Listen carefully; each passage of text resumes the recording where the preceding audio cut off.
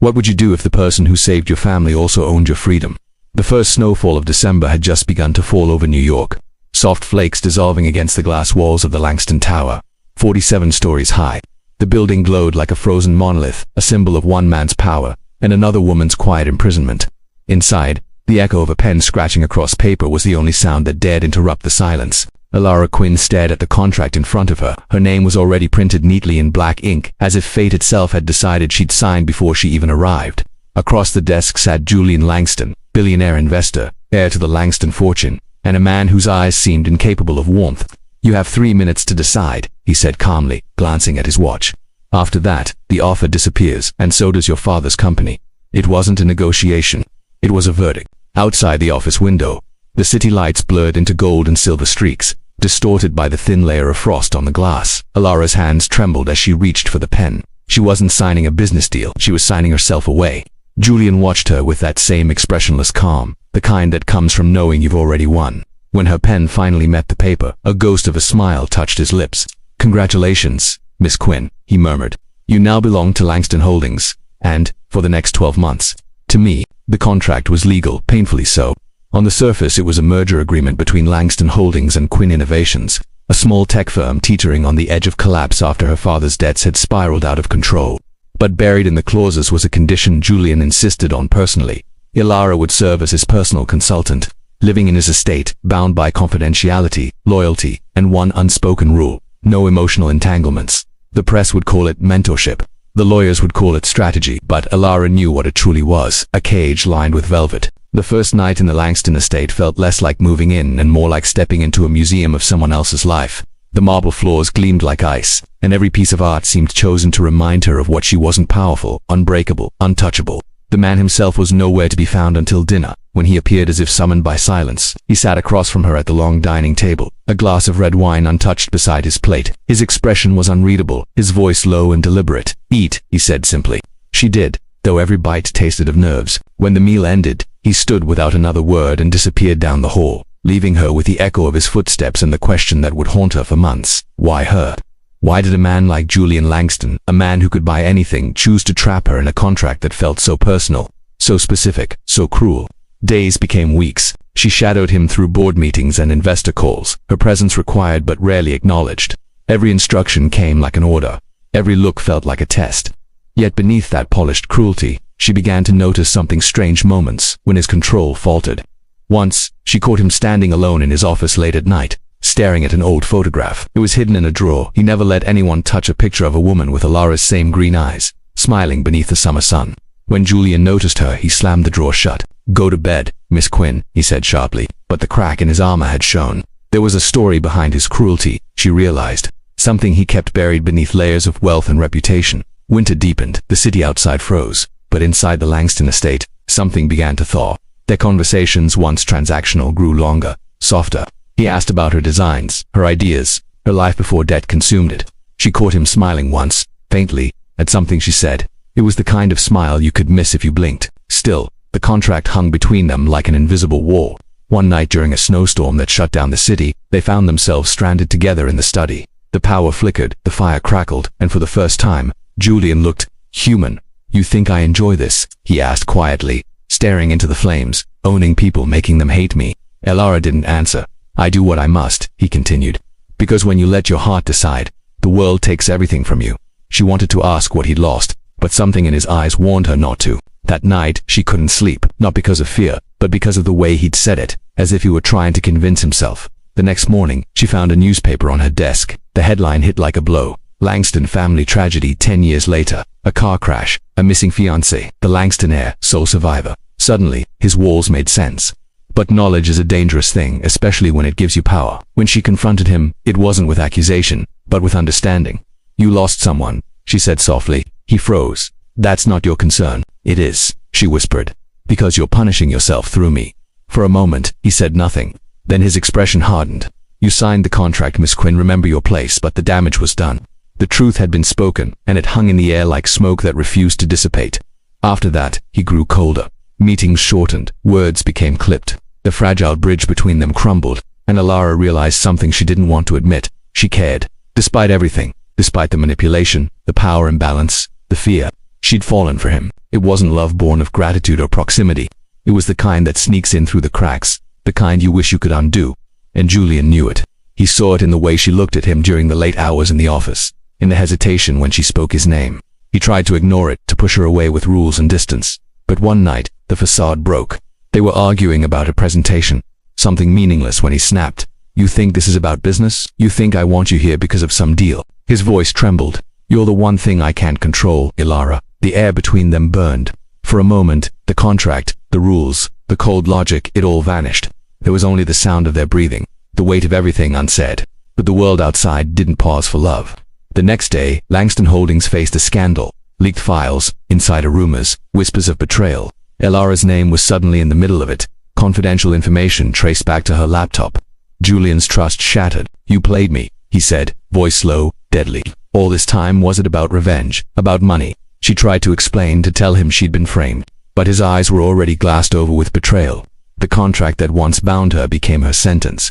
He revoked her access, locked her out of his world, and had her escorted from the building. Snow was falling again when she stepped outside, clutching the envelope that contained her termination notice and a single note from him. "You were right. I'm still punishing myself." Weeks passed. Her father's company was absorbed. The world moved on. But in the quiet hours of night, she replayed that moment, the look in his eyes when he realized he still cared.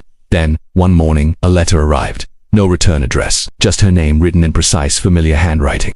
Inside, a single line. "Meet me where the world ended, where it might begin again." Ilara's hands trembled. There was only one place it could mean. The cliff outside his family's old estate, overlooking the frozen river. The same place where his past had broken him. As she stood at the edge of that cliff days later, the wind howling around her, a figure appeared through the snow. Tall, dark coat, eyes she could never forget. Julian, he looked different, tired, almost human again. "I thought I'd lost everything," he said quietly, "until I realized maybe what I lost was my chance to start over." The wind carried his words away, but she heard enough. Between them still hung the memory of betrayal, of contracts and broken trust, yet beneath it all was something fragile, unspoken hope. He stepped closer, hesitated, and said, "But the question is, Ilara, after everything I've done, do you still believe love can survive what I've made of it?" She stared at him, the snow melting on her lashes. And before she could answer, before truth or forgiveness could find its way between them, a sudden echo split the air. The sound of tires skidding on ice. A car careening toward the cliff. Julian turned. Her scream cut through the storm. And then silence.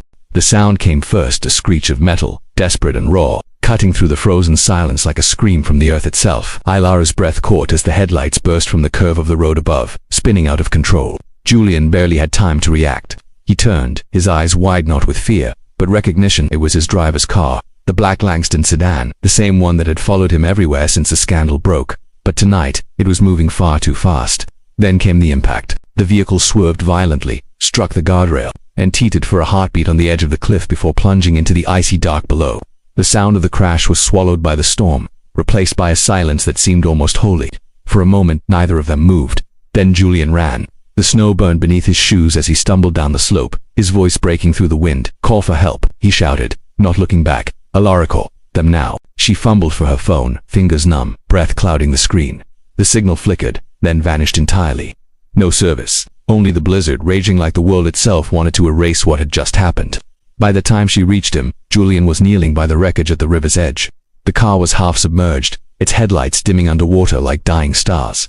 He waded in without hesitation, icy water rising to his waist. Ilara tried to stop him, but his voice was quiet, almost detached. "She's still in there." She didn't answer. With a grunt, he pulled open the mangled door. Inside was a woman young, maybe early 30s, her face pale as glass. Her hair floated around her like a ghost's halo. Ilara gasped. She recognized that face. It was the woman from the photograph in his drawer, the lost fiancée. Julian carried her out of the water, his hands trembling. "She's alive," he said, though his voice cracked on the word. "She's alive." They laid her on the snow. Her chest rose faintly, a fragile rhythm. Ilara ripped off her coat, wrapped it around her, pressed her palms against her cheeks. The woman's eyes fluttered open briefly, weakly, and for an instant, she looked at Ilara as though she was staring through time itself. Then darkness took her again. The ambulance took 20 minutes to arrive. In that time, Ilara watched Julian crumble. The man who'd always been marble precise, invincible, was suddenly human, kneeling beside the woman he'd buried in memory, whispering her name like a prayer. Clara. The name fell from his lips with a weight of 10 years. When they finally loaded Clara into the ambulance, Julian followed without hesitation. He didn't look at Ilara, didn't say a word. The sirens faded into the distance, leaving Alara alone at the edge of the cliff, snow falling soft and soundless over the tire marks.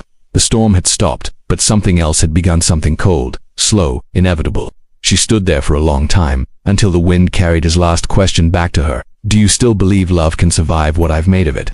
Days passed. The news broke before morning. Julian Langston, his fiancée, found alive after decade-long disappearance. Headlines flooded every outlet, photographs of Clara in a hospital bed, Julian at her side, a single hand resting protectively over hers. The world called it a miracle. Alara knew better. It was a resurrection that would bury her at first. She told herself to stay away. This was his story, not hers. But curiosity, no, something deeper pulled her back into the orbit she'd tried to escape. She needed answers. How did Clara survive? Where had she been? And why had she returned now? After all these years, after Alara had become something like a crack in Julian's armor. The Langston estate transformed overnight. Guards returned, press camped at the gates. And Julian, he disappeared behind the fortress of his grief, or guilt, or whatever bound him to Clara's memory. But one evening, a letter arrived for Alara. This time, not in his handwriting. It was hers, Clara's. I need to see you alone. Don't tell Julian. The words sent a chill through her, not of fear, but recognition. The handwriting was delicate, but the tone, firm, deliberate. When Alara arrived at the hospital, the corridors were dim, the scent of antiseptic and snow mingling in the air. Clara was sitting up, pale but poised, a blanket draped over her knees. For a long time neither spoke, then Clara smiled, faintly. You look like someone who's seen a ghost. Alara swallowed hard. I thought you were one. Clara tilted her head, studying her. You're the one he's been spending time with. The consultant, it wasn't a question. Alara hesitated. That's all I am. Clara's smile didn't reach her eyes. Julian doesn't do all he consumes. She turned her gaze toward the window.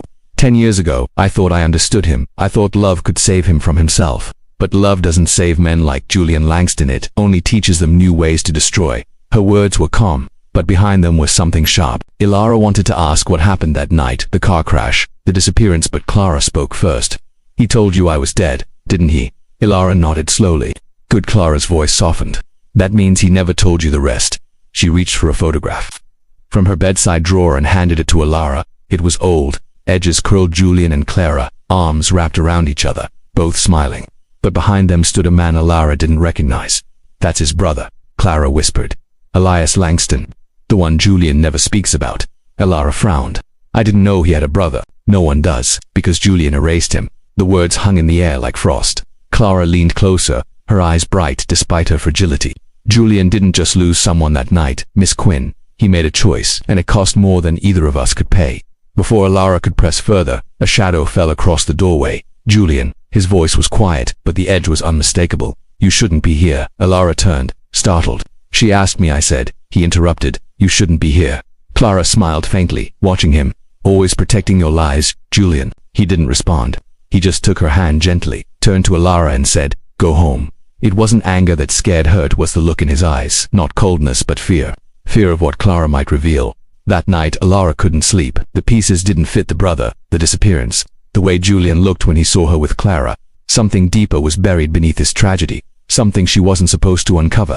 So she did what she always did when truth refused to show itself. She searched through archived reports, old company records, forgotten press releases, and slowly, a pattern emerged.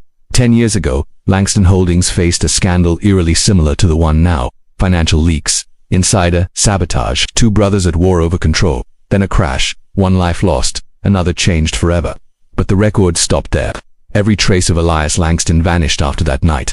Only one file remained, hidden in the archives of the old Langston estate, a confidential legal notice, never made public, a transfer of assets, signed by Elias, witnessed by Julian, the date 2 days before the crash. When Alara confronted him, it was no longer with fear, but quiet resolve. She found him in his study, the same place she'd once seen him staring at Clara's photograph. You had a brother, she said softly. Julian froze. She placed the document on his desk. Elias signed over his shares. 2 days before the accident, his jaw tightened. You shouldn't have seen that then. Tell me the truth. Did you make that deal before or after Clara disappeared? He didn't answer. Alara, he said finally. You don't understand the kind of world I came from. Some debts aren't measured in money. Then what are they measured in? He looked up, his voice barely a whisper in guilt. Silence. Then he pushed the file toward her. If you keep digging, you'll find what happened that night. But when you do, you won't see me the same way again. He stood, walked to the window, and for a moment, his reflection looked like a man split in two, one half bathed in the light of the city, the other swallowed by shadow. Clara was supposed to die that night, he said at last. But she wasn't the only one in that car. Elara's breath caught. Elias. Julian nodded slowly. He was driving, and I made sure the brakes failed. The words hit like ice water. He turned to her, eyes hollow. He was going to destroy everything: my company, my future, my family name. So I did it first. I didn't mean for her to be there. I didn't mean for her to. He stopped himself, his voice breaking, but fate decided the punishment would be mine to live with. Elara could barely speak, and now she's back. He nodded. Now she's back. Outside, the wind howled again, rattling the glass. She wants revenge, he said quietly, and she'll use anyone, anything to get it. Even you. Elara stepped back. You think she framed me? I don't think, Julian said. I know. The revelation should have brought relief, proof of her innocence, but instead, it left a deeper wound. Because if he was right, then the woman he once loved had become his greatest threat. And if he was wrong, then Elara was standing in the middle of two people bound not by love, but by ruin. As she turned to leave, Julian called after her. Elara. She paused. Whatever happens next, don't believe everything you see. The next morning, Clara was gone. Her hospital room empty, her bed stripped. No record of discharge, no trace on the security cameras. Only a message left on the window, drawn in condensation. Truth is colder than you think. Elara stared at it until her reflection blurred in the glass, her mind spiraling between fear and revelation. Because somewhere beneath the snow and the silence, the truth was alivened. It was coming for both of them. And as night fell over the Langston estate, a figure watched from the woods, motionless beneath the falling snow. A single gloved hand clutched a photograph. Snow muffled the world into silence. The Langston estate stood beneath it like a mausoleum, tall, empty, and waiting.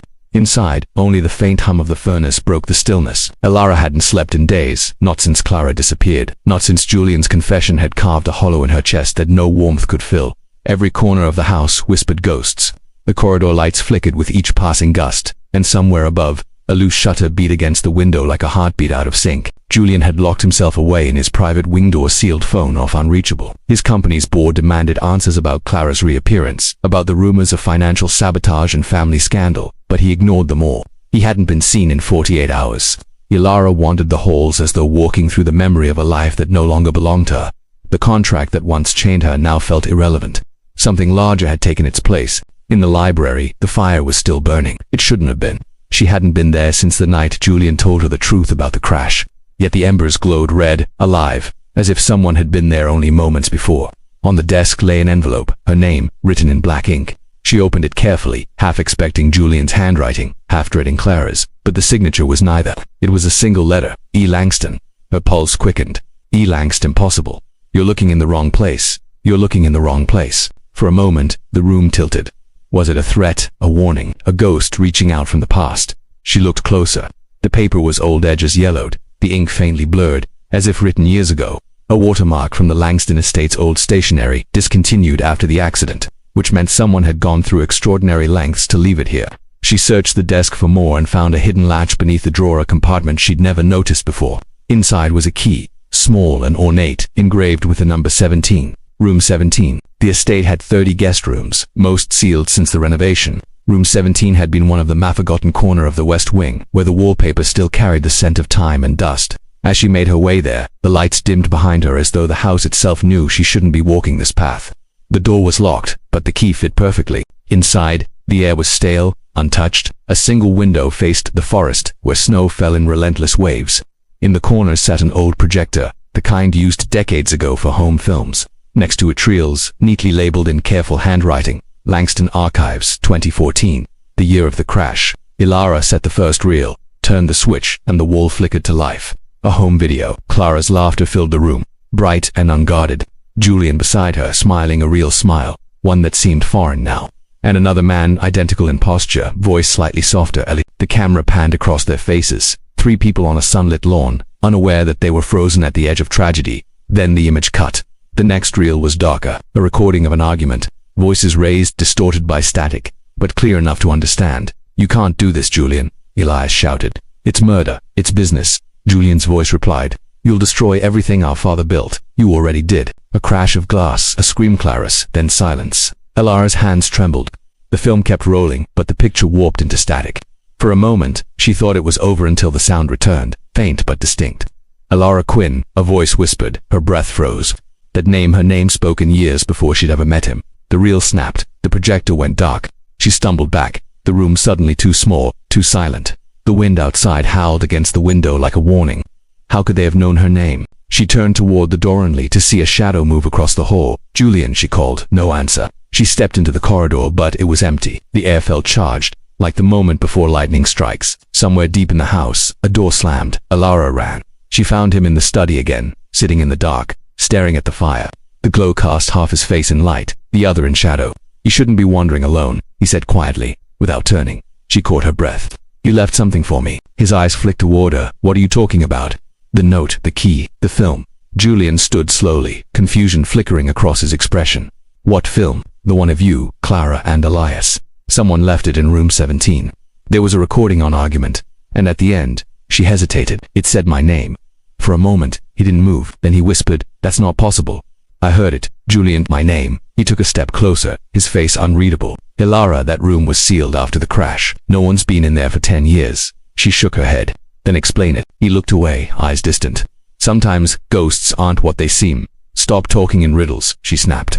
"I'm done with secrets." He turned to her fully now, voice rising. "And what would you do with the truth, Ilara? You think knowing it will save you? It'll destroy you." The fire crackled between them, shadows moving like living things. "You think I didn't know who you were when I made that contract?" he said suddenly. Her heartbeat stuttered. "What?" Julian's expression hardened. "You were never just a consultant. Your father Daniel Quinn worked for Langston Holdings before his company ever existed. He handled accounts for Elias. The debts he owed weren't from failed investments. They were hush money." Her mind reeled. "Hush money for what?" "For the accident," Julian said. "Your father was there the night of the crash." The room swayed. No, it couldn't be. Her father had never mentioned the Langstons, never spoken about that night, but it explained the sudden debt, the desperation, the contract that saved their company at the cost of her freedom. "You used me," she whispered. Julian didn't deny it. "At first, yes, I thought bringing you here would give me leverage, but then Clara returned, and I realized," he trailed off, running a hand through his hair. "I realized the past doesn't stay buried when the living keep digging it up." Ilara's voice trembled. "You didn't just destroy your brother, Julian. You dragged my family into it too. I didn't know she'd survive," he said softly, "and I didn't know you'd remind me what it felt like to be human again." For a long moment, the only sound was the fire. Then the lights flickered once, twice, and went out. The house plunged into darkness. Julian reached for the switch, but nothing responded. From somewhere down the hall came a soft, mechanical, worthier, unmistakable hum of a projector starting. Ilara's breath hitched. "Room 17, she whispered. They ran through the corridor, flashlights cutting thin beams through the black. The film was playing again, flickering against the far wall, but this time the picture was different. It showed the same cliff, the same river, but no car, no people. Only the faint reflection of someone holding the camera. Julian froze. "Ilara," he said quietly. "That's not Clara." The figure on screen stepped closer, revealing half a face enough to recognize the features. It was her. Ilara, older, tired, eyes filled with something between sorrow and rage. The image crackled, distorted, and her own voice whispered through the speakers. "It's not over, Julian. You'll pay for all of it." Then the reel burned. Smoke curled into the air, the celluloid melting in a hiss of heat. Julian turned to her, face pale. That's impossible." She shook her head. "Someone's playing us. Someone wants us to believe the past isn't done." But even as she said it, a question formed in her mind. Cold and slow, how could footage of her exist from before she'd ever entered Julian's world? The next morning, she packed her things. She couldn't stay not in that house, not under the weight of what she didn't understand. As she was leaving, Julian appeared at the doorway. He looked broken, like a man standing at the edge of his own confession. "If you walk away now," he said quietly, "you'll never know what part of this was real." She met his eyes. "Maybe I don't want to," but as she stepped outside, she noticed something strange. The snow on the driveway had been disturbed. Tracks, a single set of footprints leading away from the gate toward the woods. Not fresh, not old. And beside them, half buried in snow, was a piece of paper crumpled, soaked, but still legible. "You saw what you needed to see. Now it's time to remember." No signature this time. Only an imprint of a ring in the corner, an insignia she'd seen once before, on the hand of Julian's dead brother, Elias Langston. The wind rose, carrying her breath away into the frozen trees. Somewhere deep in the forest, something moved slow, deliberate, human. Ilara stared after it, realization dawning, not like lightning but like dawn, slow, inevitable, and terrible. Maybe Elias never died that night. And maybe, just maybe, he wasn't the only one who'd been living under someone else's name. The snow fell harder, erasing the footprints as quickly as they appeared, and for the first time Ilara wondered if she was part of someone else's story, or along one that had been written long before she ever signed that contract. The forest swallowed the sound of her footsteps. Snow clung to her coat, each breath leaving a ghostly trail in the frozen air. Ilara followed the faint impressions in the snow, the footprints that led away from the gate. From everything she thought she understood, and each step felt like walking deeper into someone else's memory. The wind cut sharp across her face, whispering fragments of voices that weren't there. Julian's warning echoed in her mind. Don't believe everything you see, but the world around her had already begun to blur the line between memory and reality. At the edge of the property, the forest opened into a clearing. A small cabin stood there, half collapsed under the weight of years and snow. The wood was dark, rotted at the edges, the windows clouded with frost. It shouldn't have been there, not on any of the estate maps she'd seen. And yet the footprints led directly to its door. Something in her hesitated. But curiosity, that old ache that had already ruined her once, drove her forward. The door creaked open with a reluctant groan. Inside, the air was thick with cold and dust. A single oil lamp burned on a table, faint but alive. Someone had been here recently, and then she saw it. On the far wall, pinned like a shrine, was a collection of photographs, newspaper clippings, business reports, handwritten notes, her face in some, Julian's in others, and in the center, one image older than the rest, a family portrait. 3 people, Julian, Elias, and their father, standing beside a car smiling for the camera, except someone had carved a deep line through Julian's face. The walls seemed to breathe with the wind. Papers rustled softly. She stepped closer, her gloved hand trembling as she picked up one of the documents from the table. It was a letter, dated 2 months ago. To whoever finds this, the truth was never buried. It was bought, rewritten, and sold again. But blood remembers, and it always comes back. No signature, just a smear of ink that looked like it had been dragged by a shaking hand. A floorboard creaked behind her. Ilara turned sharply, heart slamming in her chest. A shadow moved at the edge of the doorway, tall, deliberate. For a moment, she thought it was Julian, but when the figure stepped forward, her blood turned to ice. He looked just like him. Same build, same eyes, same quiet authority that filled the air before he even spoke. But the details were wrong. Older lines around the mouth, a scar running along the jaw, eyes darker, colder. Elias, she whispered. He didn't deny it. You shouldn't have come here, he said softly, voice low but steady, like a storm contained inside glass. You're supposed to be dead, he smiled faintly. Everyone is, until they decide not to be. Her pulse hammered. Julian says what he must to survive. Elias interrupted. It's the only thing he's ever been good at. He stepped closer, the lamplight cutting across his face, revealing the wear of years spent hidden from the world. You think you're the first person he's used. You're just the one he couldn't predict. Ilara swallowed hard. Why me? Because you were supposed to end it, Elias said. But instead, you made him remember. He turned toward the photographs, eyes distant. Do you know why he hated me? Because I refused to play the part he wanted. Our father built an empire on deceit. Julian wanted to inherit it. I wanted to destroy it. So he did what he always does. He turned control into justice. Her breath trembled. You mean the crash? Elias nodded once. It was meant for me. But Clara was there, and she paid for our sins. She survived barely, and when she woke, she didn't remember who caused it. That's when Julian disappeared her. Hid her, until now. Ilara's stomach twisted. Then why come back? He met her gaze, eyes hollow and alive all at once. Because Clara remembered, and when memory returns, so does vengeance. She tried to steady her breathing. But the room felt smaller now, the shadows closer. If that's true, why show yourself to me? Why not confront him? Elias smiled faintly. I already have. The meaning hit her like a pulse of cold. You've been in the house. He didn't answer. He didn't need to. The projector, the notes, the films, all of it had been him. He reached into his coat and placed something on the table, a small black drive. This is what your father died protecting. Her heart stopped. My father, he wasn't just a bookkeeper, Elias said quietly. He kept the records, the evidence of what Julian did. He tried to expose it, but Julian found out first. Her throat tightened. No, my father, he had a heart attack. Do you really believe that? Elias's voice softened, almost pitying. Men like Julian don't leave loose ends. The lamp flickered for a heartbeat, his face blurred in the dim light, and she thought she saw something beneath the bitterness, a deep, exhausted grief. Why? Tell me this now, she asked. Because you're the only one left who can decide what truth survives. He moved toward the door, his voice a whisper against the storm. He'll come for you soon. He won't let you walk away again. Wait, she called, stepping forward. What's on the drive? But he was already gone, his silhouette dissolving into the snow. Ilara stood alone, the wind howling through the cabin, the lamp guttering out. She stared at the drive in her hand, small, weightless, but heavy enough to shatter everything. She ran. Back through the forest, the wind clawing at her face, her boots slipping on the ice. The estate loomed ahead like a black crown against the white horizon. Every light in the mansion was on now, every window glowing as if the house itself had awakened. When she entered, the warmth hit her like a wall. The silence was gone. Voices echoed faintly from upstairs. She followed the sound. Julian stood in the hallway outside his office, his expression unreadable, his phone pressed to his ear. When he saw her, his eyes widened, a flicker of something between relief and dread. Ilara, he said. Where have you don't? She snapped, breathless. Don't pretend you didn't know. He frowned. Know what? She held up the drive. Elias, he's alive. For a long moment, neither spoke. The ticking of the clock on the wall filled the space between them. Julian's shoulders dropped. Then it's begun. What is that supposed to mean? He turned away, running a hand through his hair. I knew he'd find you. He always said he would. Why me? Because you remind him of her, Julian said quietly. Of Clara. The name hit her like a blow. Clara, she wasn't just his fiancée, Julian continued. Before I ever met her, she was Ilias's. He stole her from him, and when the crash happened, he looked at her now, eyes dark and hollow. I thought losing her would kill him, but it only made him smarter. Alara's grip on the drive tightened. He said you tried to kill him. Julian laughed once, a sound without warmth. And you believed him? She hesitated. Julian stepped closer.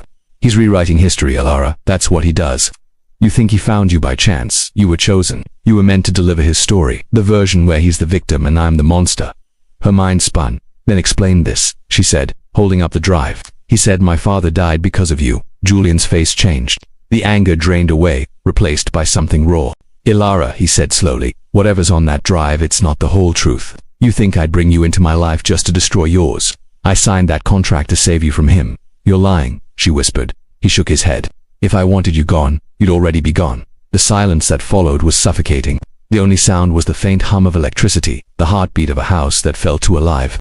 Then, faintly, music began to play, distant, haunting piano, Clara's song. Julian's eyes widened. She's here. He ran for the stairs. Ilara closed behind. The melody grew louder, echoing through the empty hall like a memory looping through time.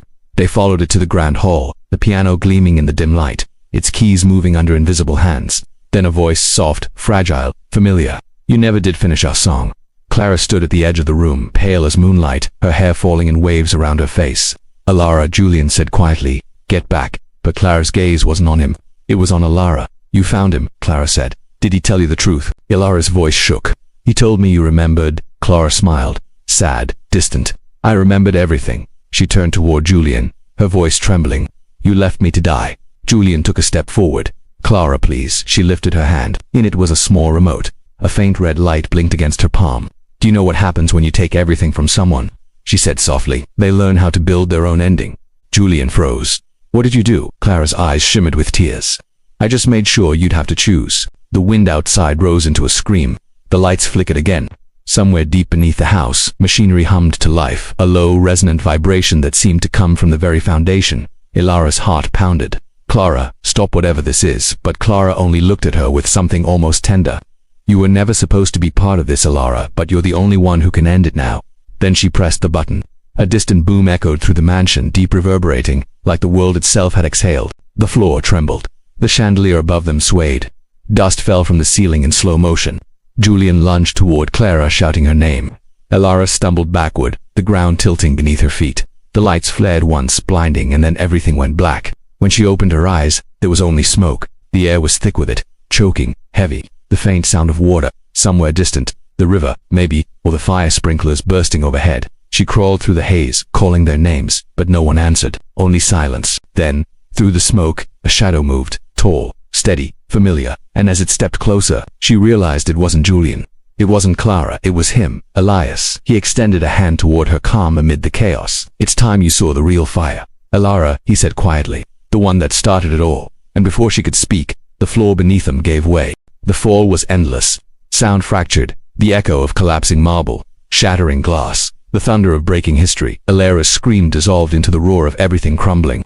For a moment she thought this was death, weightless, directionless, until her body struck cold water, the shock ripping the air from her lungs. Smoke rolled across the black water, the world above a blur of fire and falling light. The mansion, that empire of silence and control, was collapsing into itself, flames devouring its perfect architecture. The river that ran beneath the estate had swallowed its bones. Ilara, a voice called. She turned. Elias waded toward her through the debris, his face lit by the reflection of the fire. He reached her, pulling her toward a narrow concrete ledge beneath what remained of the cellar floor. They clung there, coughing, shivering, the air thick with dust and heat. Above them, the inferno raged. What did she do? Ilara gasped. She woke it, Elias said hoarsely. It's burning the past alive. Ilara looked up at the twisted ruined overhead rooms that had once glowed with luxury, now breaking apart like brittle paper. Julian and Clara. They chose their ending, Elias said. His voice carried no triumph, only a tired sorrow. The narrow beam sliced through the dark, revealing a tunnel stretching away beneath the estate, lined with rusted pipes and water streaks. They moved through the tunnel, the air getting colder with each step. The water sloshed around their boots, echoing off the walls like distant whispers. After what felt like miles, the passage opened into a vast underground chamber, one that didn't belong to any house or blueprint. It was a vault. Rows of metal cabinets stood like tombstones. Old documents floated in the water. Photographs, contracts, fragments of ledgers, the remnants of everything the family had built to keep truth buried. Elias's light swept across a central pedestal. He walked to it, wiped away the grime, and turned to her. "This is what Julian killed for. What your father died protecting." Ilara stared at it, heart pounding. "What's inside?" "The original contracts," Elias said, "not just for the estate, for every company, every acquisition, every hidden deal that turned their blood into power. The signatures, the bribes, the names." He hesitated, and one more. He opened the box. Inside lay a single folder, sealed in plastic. Across the front, marriage agreement, Julian Vale and Ilara Wynne. She reached out, tracing the title with trembling fingers. "This can't be." "It was never just business," Elias said quietly. "He needed a legal bond to claim what your father held. The contract wasn't about love. It was about inheritance." The words hollowed her. Every memory of their time together, the tenderness, the conflict, the strange electricity between them twisted in her mind like smoke. "But not how you think." He took a breath. "Julian wanted the contract to protect you. It was the only way he knew how to keep you safe." Ilara stared at him. "You're saying he loved me?" Elias's voice softened. He tried not to. He failed. The chamber trembled again, a low growl rumbling through the ground. Flames flickered in the cracks of the ceiling, the mansion above caving in. Elias turned toward her. "There's something you need to see before this place goes under." He knelt and pried open a smaller compartment within the vault. Inside, a dusty projector sat among film reels, the same kind she'd seen before. He lifted one reel and set it on the machine. The image spilled onto the damp wall, grainy, shaking, black and white. It was Julian standing beside her father. In the film, Julian was speaking words silent, but his expression earnest, urgent. Her father nodded, handed him a folder, the same metallic one now open before them. Then Julian turned toward the camera, his mouth forming one visible word: "Protect her." The film crackled, sputtered, then burned out. For a long time, neither of them spoke. The air smelled of smoke and iron. Somewhere above, the mansion's bones continued to die. Elias looked at her, and for the first time, his voice cracked. He wasn't the monster you wanted him to be. Ilia felt her knees weaken, the lies that had protected her instead of imprisoning her. She clutched the folder to her chest. "Then why did you try to destroy him?" Elias's expression changed, grief turning to something colder because he destroyed everything else. "He made me watch her die. Clara wasn't supposed to be in that car." Julian never forgave himself. "And I never forgave him for surviving." He stepped closer. "He built this empire to atone. I came back to end it." The light flickered. The chamber moaned under the weight of collapsing stone. Elias turned toward the exit tunnel. "Come with me. Expose it all. End him." Ilara stared at the burning projection wall, where Julian's frozen face still lingered like an afterimage. "Protect her." "No," she said. Elias stopped. "You don't want justice," she whispered. "You want a story that hurts less." He turned back, eyes sharp with disbelief. "You want to erase him just like he erased you," she continued. "But both of you were just trying to save the same person."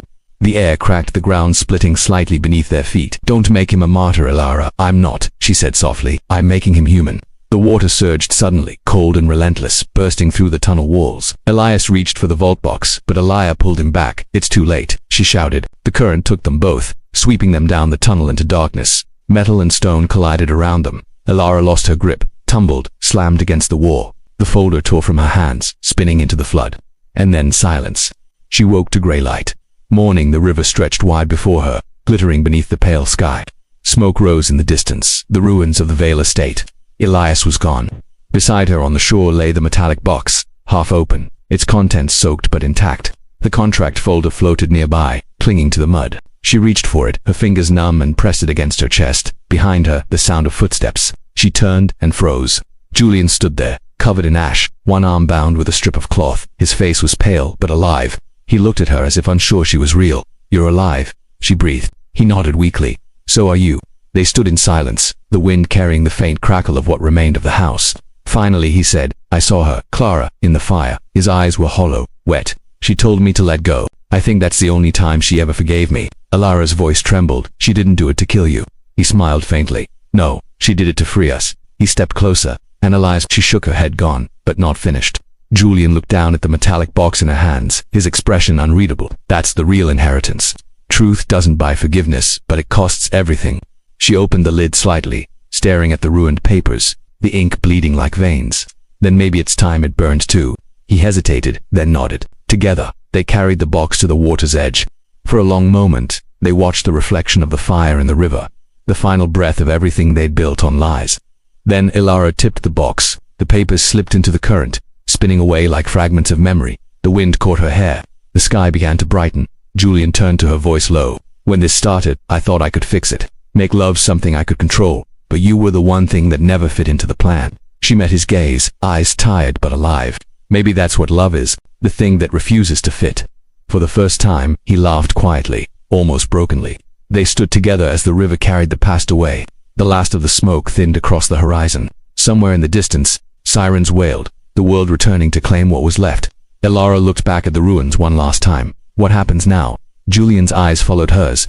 Now he exhaled slowly. Now we see if something honest can grow from what we destroyed. The light broke through the clouds then, soft, golden, uninvited. It fell across the river, the ashes, their faces, and in that quiet, fragile dawn, surrounded by the wreckage of lies and love, Ilara realized the truth had not set them free. It had simply made them human again. Somewhere deep beneath the surface, the last embers of the mansion flickered out, swallowed by the cold water. The contract was gone, the empire erased. But the memory of everything, the pain, the mercy, the impossible tenderness would live on, unrecorded and unwound. Julian reached for her hand, fingers trembling. She didn't pull away. The current rippled gently around their feet, carrying the final pieces of the past toward the open sea. And for the first time, there was nothing left to hide from. Days that followed blurred into quiet. The world, it seemed, had swallowed the storm whole. Reporters circled the edges of the Vale estate, their cameras catching only smoke and silence. The empire was gone, dissolved overnight like salt in rain, and with it, the name that had once been carved into glass towers and contracts. Only ashes and riverlight remained. Ilara stayed in the small riverside inn on the outskirts of town. The air smelled faintly of pine and wet stone, a scent that clung to her whenever she walked along the riverbank. She'd stopped watching the news. She didn't need to. Every broadcast was just another version of a story she already knew too well, a story built on money, ruin, and a love that refused to obey its own boundaries. Julian hadn't spoken much since that morning by the river. He stayed close, sometimes in the next room, sometimes outside staring at the water as if searching for something the current had taken. The fire had burned more than his house. It had stripped him bare, and in that strange bareness there was something almost peaceful about him, as if the man who once ruled with silence had finally run out of reasons to hide behind it. Ilara spent her mornings sitting by the window, writing in a small notebook she'd found in the inn's drawer. It wasn't for anyone else. The pages filled with fragments, memories of the mansion before it fell, the sound of Clara's piano drifting through the halls, the feel of Julian's voice when it softened. Some memories came sharp, others blurred around the edges, like old film reels exposed to too much light. On the third morning, Julian appeared in the doorway.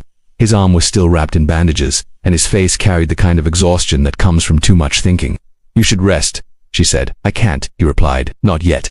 He stepped inside holding a folded envelope. "The lawyer sent this. It's the final dissolution papers. Whatever was left of the company is being liquidated. Everything, the accounts, the properties, will be divided and donated. To who? To the workers, the families that were left behind." Ilara nodded slowly. "It's what should have happened long ago." Julian sat opposite her, the sunlight cutting a line across his face. "You know, for years I thought control was the only way to survive. That if I could bind the world in contracts, nothing could touch me. But it turns out the only thing a contract ever truly binds is the fear that wrote it." She looked at him, remembering the first night she'd seen him, distant, composed, untouchable. The man who once seemed carved from winter. "Fear doesn't vanish," she said softly. "It just learns to speak truth." He smiled faintly, the kind of smile that almost breaks the silence but not quite. "You sound like him, Elias." He nodded. He believed truth was the only currency worth anything. "I used to think he was naive, but maybe he was just brave." Ilara's gaze drifted to the window, where the river shimmered under pale morning light. "Do you think he's still alive?" Julian's eyes followed hers. "If he is, he'll be watching, not to haunt me, just to see if I finally learned." Neither spoke for a while. Outside, a flock of birds crossed the sky, their movements slow and deliberate, like brushstrokes across a fading canvas. The air was still, as if even the wind had paused to listen. When Julian finally rose, he placed the envelope on the table. "I'm leaving tomorrow," he said. "What? I don't know yet. Maybe somewhere quiet, somewhere that doesn't remember me." Ilara's chest tightened. "You don't have to disappear." He met her eyes. "Calm, steady. That's exactly what I have to do. Every room I walk into still carries his shadow. Hers, yours. I need to know who I am without them." She wanted to argue, but the truth in his voice left no space for denial. He reached for her hand, gently, carefully, like something fragile he'd learned to respect too late. "When I met you," he said, "I thought love was a transaction, something you negotiate, but you made me realize it's not a contract. It's a surrender, and I was never good at surrendering." Her eyes stung. Neither was I. He leaned forward, pressing his forehead to hers, a gesture that was neither promise nor goodbye, just a moment suspended between both. "Take care of the river," he whispered. "It's the only thing that knows all our secrets now." And then he left. The door closed softly behind him, and the room felt both emptier and lighter. That evening, the sun set like a slow exhale. Ilara walked to the water's edge, where the river mirrored the sky in shades of gold and rust. A thin mist curled above the surface, carrying the scent of ash and renewal. Somewhere upstream, the remnants of the estate were being reclaimed by earth and time. She sat on a smooth stone, pulling her knees to her chest. The current murmured softly, like a voice she almost recognized. She thought of Clara, the ghost who had turned grief into fire, of Elias, whose anger had been a shadow of love, of Julian, the man who had finally learned how to let go, and of herself, the woman who had walked through someone else's empire and emerged carrying its truth. None of them were heroes. None were villains. They were just people trying to rewrite the language of survival. A memory surfaced, Julian's words, spoken in the dark. "Truth doesn't buy forgiveness, but it costs everything." Maybe that was what all of this had been about. Not love or revenge, not contracts or legacies, but the simple price of honesty. The wind shifted. In the reflection of the water, she caught sight of her own face, softer now, unguarded. For the first time in years, it didn't look like someone else's story. She reached into her pocket and took out the small notebook. A few pages were left blank. She tore one out, wrote a single line across it, folded it, and let it drift onto the river's surface. The ink began to blur immediately, sinking into the current. What remains when love and power are gone? Only what we dared to tell the truth about. The paper turned, caught by the flow, and disappeared beneath the ripples. Ilara watched until it was gone, her breath steady, her heart oddly quiet. The sky deepened, stars beginning to appear like faint promises of something beyond all this. Behind her, the inn lights flickered on, voices drifted faintly through the open window, laughter, clinking glasses, the ordinary sounds of life continuing. She realized she hadn't heard such sounds in what felt like forever. When she finally stood, she looked once more at the horizon. The river glowed faintly under the moonlight, silver and endless. Somewhere out there, Julian was beginning again. And somewhere else, Elias was still watching, perhaps finally at peace with the ending they'd both failed to write. Ilara turned toward the path that led back to the inn. Each step felt lighter, quieter, as though the earth had forgiven her for carrying so much. At the door, she paused and looked up at the night sky. The stars were cold but patient, the kind that didn't ask to be understood, only seen. And in that stillness, she realized something simple, something unspoken all along. Some stories aren't meant to be resolved, only released. The river would carry theirs now, folding it into its endless tide, letting it drift between truth and forgetting. And maybe that was enough. Ilara closed her eyes, the sound of the water threading through the air like a heartbeat. She thought of Julian's laughter, of Clara's piano, of her father's steady hands, of every moment that had brought her here to this quiet, ordinary peace. She smiled, a small, human smile, the kind that belonged to no one but herself. Then she whispered, as if to the river, "We were never trapped, we just didn't know the door was open." The wind rose, carrying her words across the water, scattering them among the reeds. The stars flickered brighter, the night deepened, and the world kept moving. Vast, unbound, forgiving. And in that final breath of quiet, as the camera of life slowly pulled away, the image that remained was not of loss or ruin, but of a woman standing by a river, no longer haunted, no longer waiting, simply watching the current carry everything home. Because in the end, every contract burns, every empire falls. But the heart, once freed, always remembers how to begin again.